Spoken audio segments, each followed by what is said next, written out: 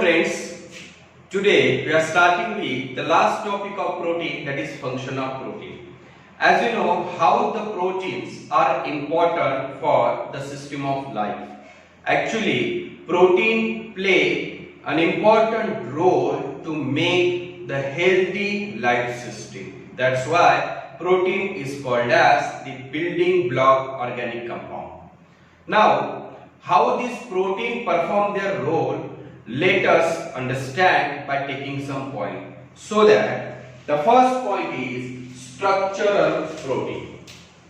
Now, what is meant by structural protein? Actually, structural protein means the protein which is help to make the conformation of tissues, organ or system. That is called as structural protein. Now some examples, that is collagen, elastin are the examples of structural protein. You know, collagen help to make strengthen tissue. Elastin is responsible for the elasticity of tissue. In this way, collagen and elastin are called as structural protein. Second, storage protein.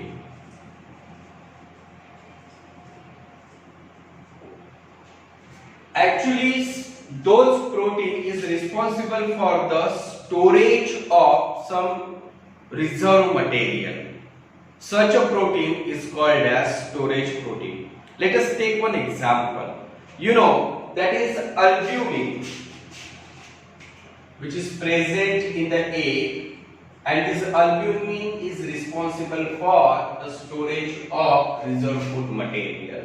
Third one is that enzymes. That is, third one, enzymes.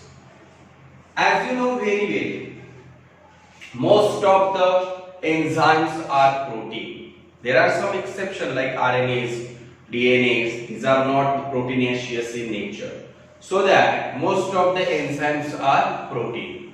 So these enzymes play an important role to complete the chemical reactions takes place inside the body or in the living system.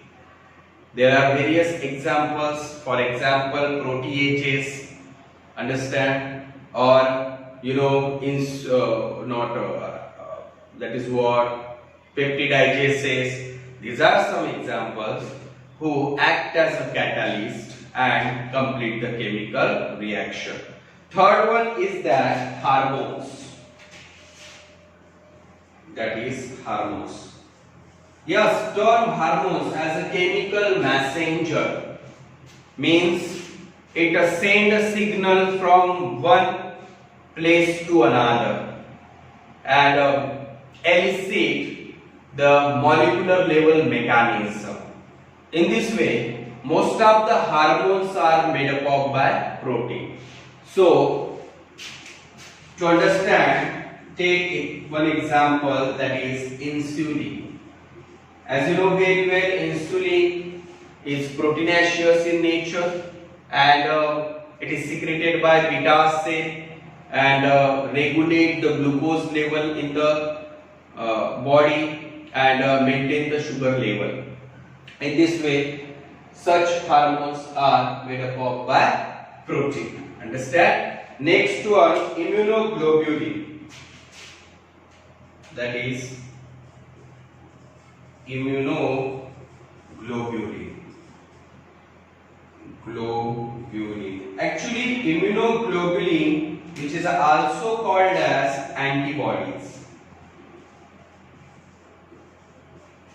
These are called as defensive protein. So this category you can write here, that is, it is also called as defensive protein. So immunoglobulin or antibodies are secreted by B cell. When antigen enter inside the blood, by means of antigenicity, this B cell proliferate and to produce plasma cell, which result in the production of various antibodies. And these antibodies identify such a non-self material and then destroy. In this way they protect our body. So unlike that, interferon, who is responsible for the elimination of virus as an infectious entity, so that these antibodies or interferon, which is together called as a defensive protein, who play an important role to protect our body from foreign antigen. Understand? So this is about immunoglobulin. Next one, clotting protein. Actually, this clotting protein is also called as clotting factor.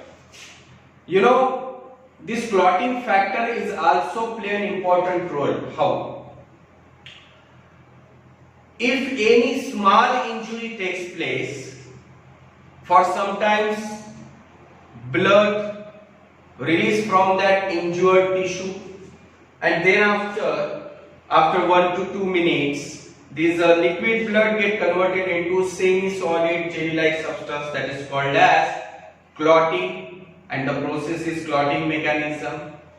For the process of clotting, various proteinaceous factors are responsible, that is called as clotting factor. Because they are made up by protein, hence it is called as clotting protein. Let us see some examples. You know, fibrinogen. Actually, fibrinogen is a soluble protein. This fibrinogen is converted into fibrin, which is insoluble. It enmesh the formation of network around injured tissue, and due to this, blood clotting takes place. Understand? Thereafter, carrier protein. Next one, that is carrier protein.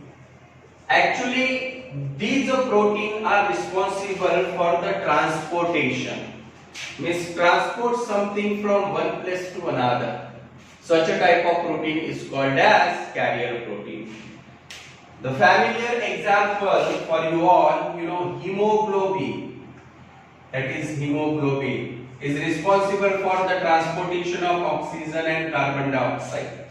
Hemoglobin binds with oxygen to produce oxyhemoglobin, and hemoglobin binds with carbon dioxide to form carbaaminohemoglobin. No doubt, the affinity of hemoglobin is more with oxygen than carbon dioxide. You will understand properly in the respiration topic. But here, this protein, means hemoglobin, is responsible for the transportation of gases. Second, say myoglobin. Actually, myoglobin is also work same. Unlike hemoglobin, it is also responsible for the transportation of gases. But what is the difference? Hemoglobin present in the blood and myoglobin present in the brain muscles. Again, aquaporin. You know, aquaporin is present in some ion channels of the plasma membrane, which is help to transport water molecule. In this way, these all types of protein is responsible for the transportation or carry something, hence it is called as carrier protein.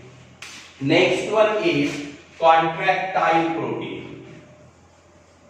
That is contractile protein.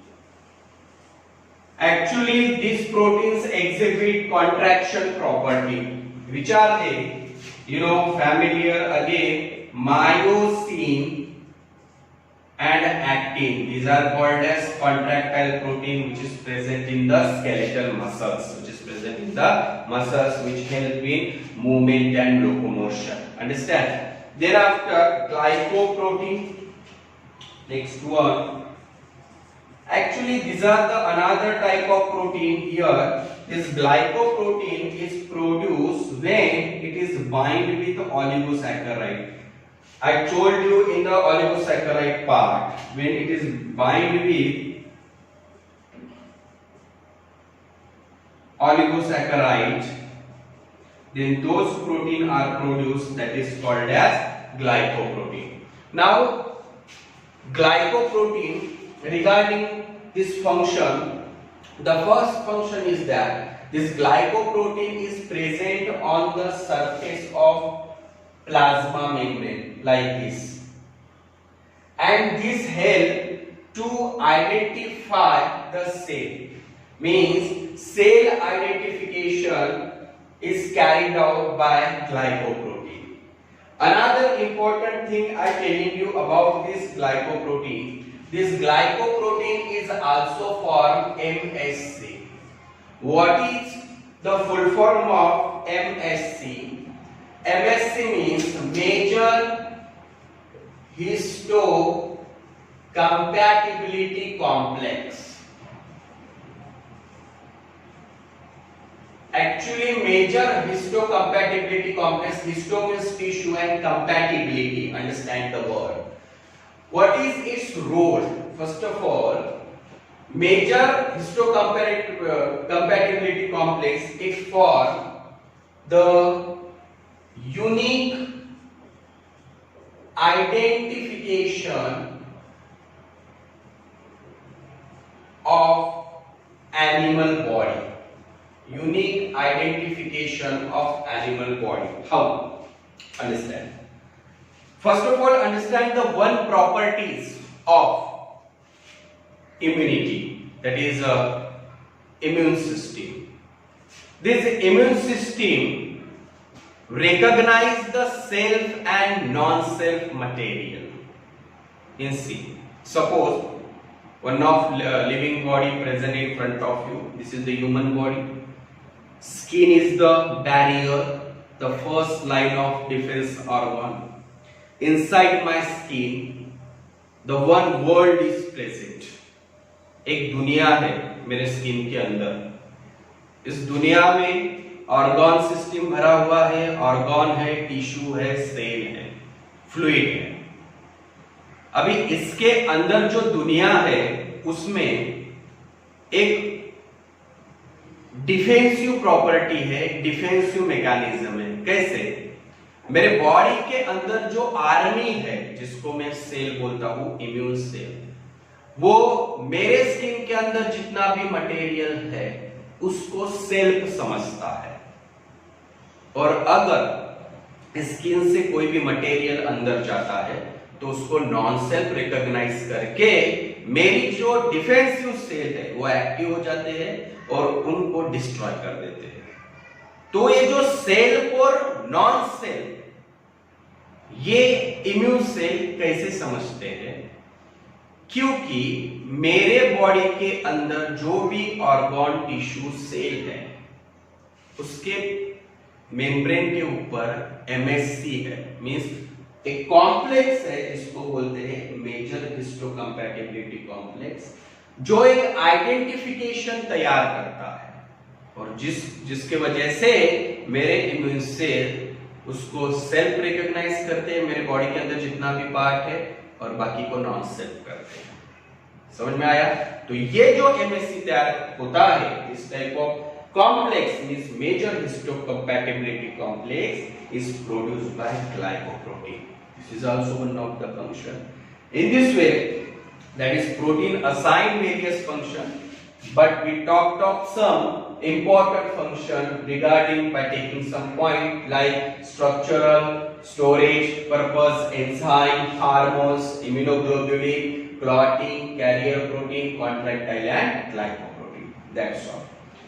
As in the past video we talked about some classification. Actually, you can classify protein by different way. By ending this video, I am telling you one again classification. This protein is also classified on the basis of shape. If the proteins are thread-like, then it is called as fibrous protein. And if the proteins are spherical, then it is called as globular. On the basis of solubility to fibrous protein, most of the insoluble, and globular protein, most of are soluble. Understand? In this way, in this session, in last 3 video, we have or we discuss about protein in detail. One by one you understand from amino acid, its different basis of classification, protein formation, classification of protein, and then function. I also told you some checkpoints where question may ask 100%. So that in this way, my dear friend, यहाँ पे हमारा protein खत्म हो गया है. आप लोगों को कार्बोहाइड्रेट और प्रोटीन अच्छे से प्रिपेयर करना है. In the next video, we will discuss about lipid.